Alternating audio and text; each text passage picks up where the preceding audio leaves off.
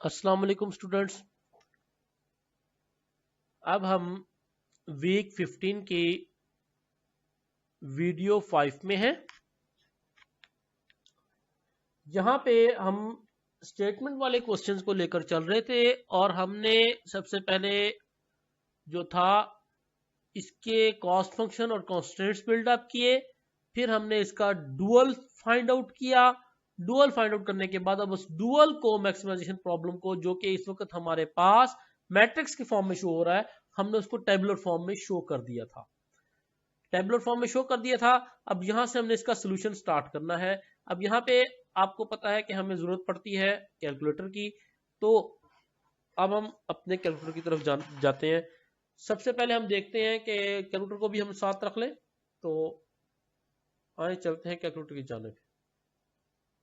तो ये हमारे पास साथ के साथ जो है अपना कैलकुलेटर भी हमें शो हो रहा है। तो अब सबसे पहले तो हम देखेंगे कि लास्ट रो में मोस्ट नेगेटिव एंट्री कौन सी है। लास्ट रो में मोस्ट नेगेटिव एंट्री जो है -30,000 की है। तो y3 आपके पास जो था एंट्रिंग वेरिएबल डिसाइड हो गया। -30,000 के जो टॉप पे वैल्यू है वो आपके पास एंट्रिंग वेरिएबल है। डिपार्टिंग वेरिएबल सिलेक्ट करने के लिए हम इसकी b से रेशियो लेंगे।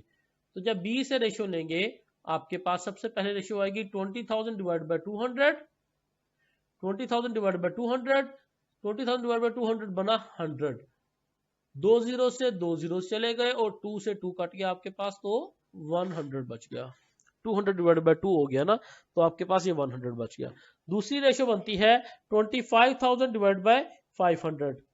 25,000 डिवाइड बाय 500 जो है आपके पास, अगर आप इसको देखें और से, तो ये 50 बनता है रेशियो। तो स्मॉलेस्ट पॉजिटिव रेशियो आपके पास इससे आई है। तो ये आपके पास जो था ये डिपार्टिंग वेरिएबल सिलेक्ट हो गया।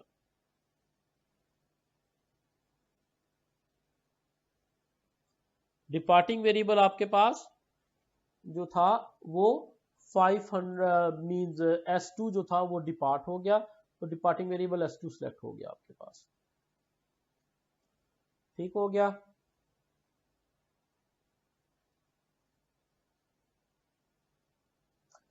अब आपके पास डिपार्टिंग वेरिएबल S2 है, एंट्रिंग वेरिएबल Y3 है।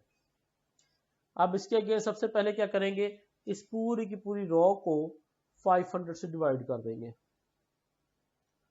तो 500 से डिवाइड किया तो ये पूरी की पूरी रो बनी है। अब उसके बाद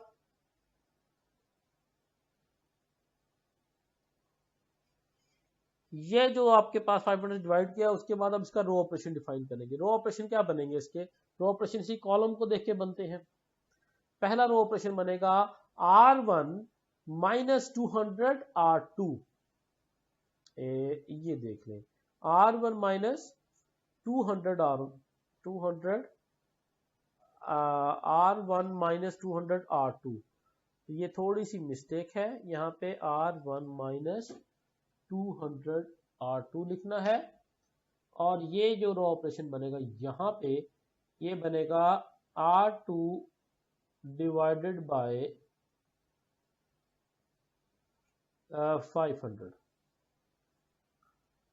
ये देखें, R2 डिवाइड बाय 500, तो ये भी हो गया। और R3 जो बनेगा आपके पास, ये बनेगा R3 plus 30,000 R2। R3 plus 30,000 R2। Okay हो गया। ये रो ऑपरेशंस बने हैं। तो आए देखते हैं अब इनको अप्लाई किया करते हैं आपके पास कैलकुलेटर पे। तो सबसे पहले आपके पास हम इन रो ऑपरेशंस को जो है वो तरतीब से लिख लेते हैं। तो ये आपके पास सबसे पहले बल्कि 500 वाला रो ऑपरेशन परफॉर्म कर देते हैं, R2 डिवाइड बाय 500। तो ये बन जाएगा आपके पास alpha B divided by 500। Calculate कर लें। बी की वैल्यू आप देंगे 300,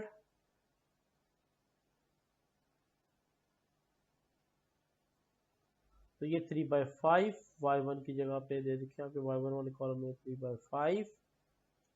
अब आपके पास दिया 400,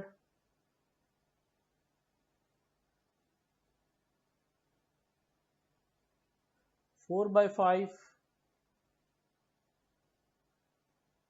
ये देखिए 4/5। सेम लाइक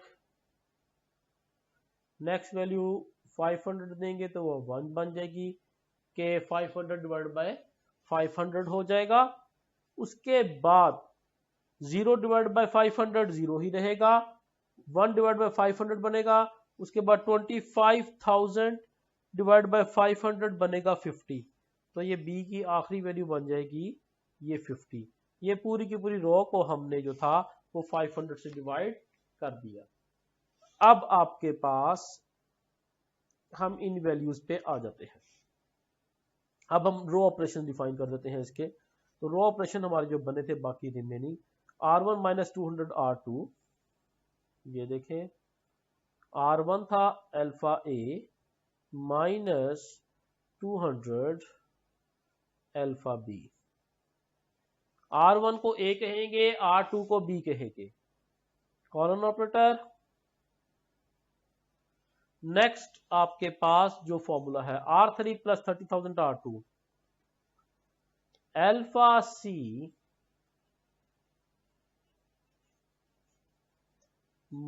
प्लस 30,000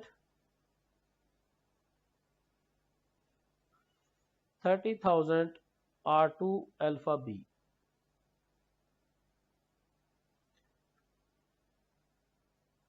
कैलकुलेट किया, ए की वैल्यू पूछेगा वो। अब ए की वैल्यू आपके पास अगर आप देखें तो इस वक्त ए की वैल्यू क्या है 300 डिवाइड बाय 500 पहले कॉलम में,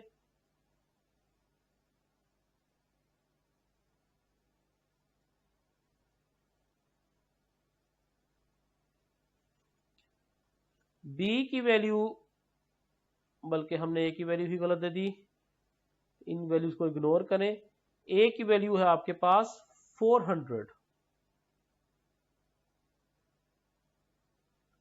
और बी की वैल्यू है 300 डिवाइड बाय 500।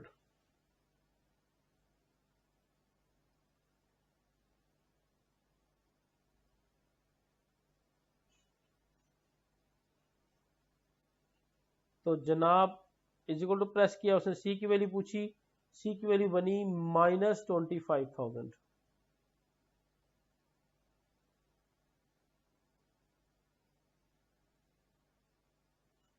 माइनस 25,000 ये भी सही हो गया। अब इजिकल टू प्रेस किया तो ए में आपके पास वैल्यू बनी 280, 400 की बजाय क्या बनी 280। ये देखें जनाब 280 बनी है। और इसी तरह सी की वैल्यू बनी माइनस 7,000, ये माइनस 7,000 बनी है। ठीक हो गया, इज इक्वल टू प्रेस किया, सेम लाइक नेक्स्ट वैल्यू देखते हैं क्या बनती है। ए की वैल्यू कितनी है 300,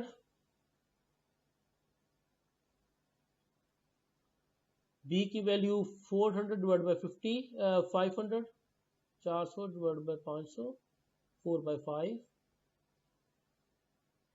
सी की वैल्यू माइनस 57,000,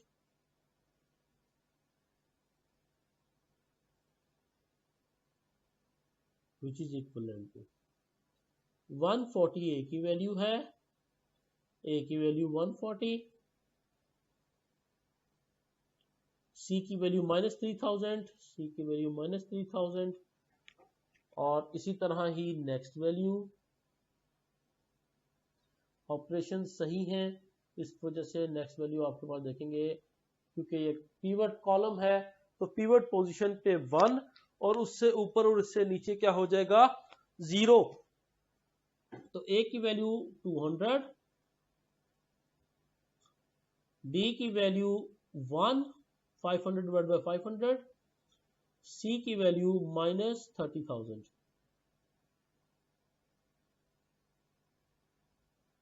आप ये देखें 0 और 0, तो ये आपके पास 0 और 0 है। y3 भी यहाँ तक डील हो गया है। S1 और S2 B का कॉलम रह गया है। S1 को गौर से देखें तो इसमें जो रो ऑपरेशन परफॉर्म कर रही है उसी का कोएफिशिएंट 0 है। इसका मतलब S1 वाले कॉलम में कोई तब्दीली नहीं होगी, S1 100 ही रहेगा, S1 100 ही रहे।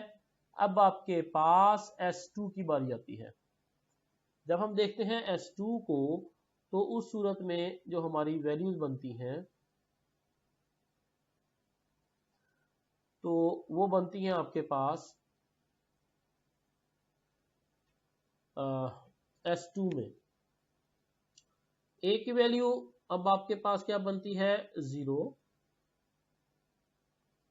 B की वैल्यू बनती है 1/500,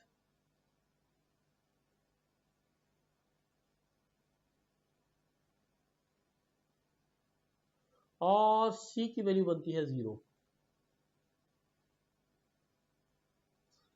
-2/5 A की वैल्यू और से देख लें, -2/5, और आपके पास C की वैल्यू 60। ये देखें ठीक हो गया। सेम लाइक लास्ट कॉलम रह गया है। लास्ट कॉलम को अगर आप गौर से देखें तो इस वक्त लास्ट कॉलम में वैल्यू है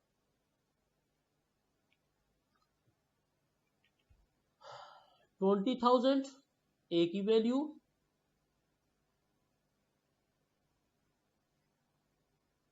B की वैल्यू 25,000 डिवाइड बाय 500 जो कि बना था 50, और C की वैल्यू है 0। आइए देखते हैं क्या बनता है। A की वैल्यू 10,000, ये देखें A की वैल्यू 10,000 है। C की वैल्यू आपके पास 15,000,000, ठीक हो गया। 1500,000, तो 1500,000 बनाई आपके पास C की वैल्यू, और यहां तक आपके पास जो था ये सारी वैल्यूज परफॉर्म हो गई। अब आपने सिर्फ ये देखना है कि आया के मोस्ट नेगेटिव एंट्री अब कहां पे है।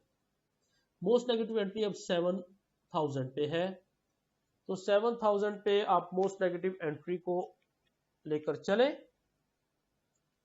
दोबारा इस इक्वल टू प्रेस करेंगे तो बल्कि -7,000 है मोस्ट नेगेटिव एंट्री। y1 आपके पास एंटरिंग वेरिएबल बना। डिपार्टिंग वेरिएबल देखने के लिए आप b के साथ इसकी रेशियोज लेंगे, तो 10,000 divide by 280, 10,000 divide by 280 ratio ये रही। Same 50 divide by 3/5, 50 divide by 3/5 ratio ये रही 83। स्मॉलेस्ट पॉजिटिव रेशियो 35 पे आई, पहले वाली जो डिवीजन थी। S1 डिपार्टिंग वेरिएबल डिसाइड हो गया। S1 डिपार्टिंग वेरिएबल डिसाइड हुआ, तो अब सबसे पहले क्या करेंगे, y1 वाले आपके पास पूरे की पूरी रो को 280 से डिवाइड करेंगे, और आपकी जो है वो नई रो जो है वो ये बनेगी 280 से डिवाइड करने पे। उसके बाद आप लोग रो ऑपरेशंस परफॉर्म करेंगे इसके ऊपर, to make zeros at 3/5 place and -7,000 place. Same entry column में पिवट को छोड़ के बाकी हर जगह पे क्या आ जाएगा 0। तो इसके लिए आप रो ऑपरेशन जो परफॉर्म करेंगे that will be equivalent to R2 - 3/5 R1 और R3 + 7,000 R1। इनको परफॉर्म करेंगे तो आपके पास ये टेबल बनेगा। अब यहां पे इन रो ऑपरेशन को आप लोग अब खुद परफॉर्म कर लीजिएगा, इसमें कोई मसला नहीं होगा, यही वैल्यूज आएंगी, दीज आर टेस्टेड वैल्यूज।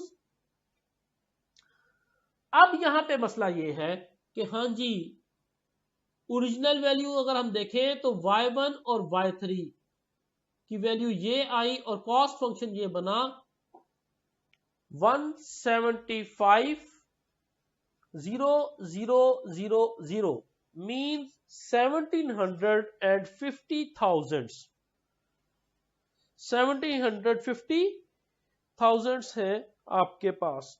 1750,000 का आंसर है, जो कि आपके पास 17,50,000 का आंसर बनता है। इस y1 और y3 पे आपके पास आंसर 17,50,000 का रहा।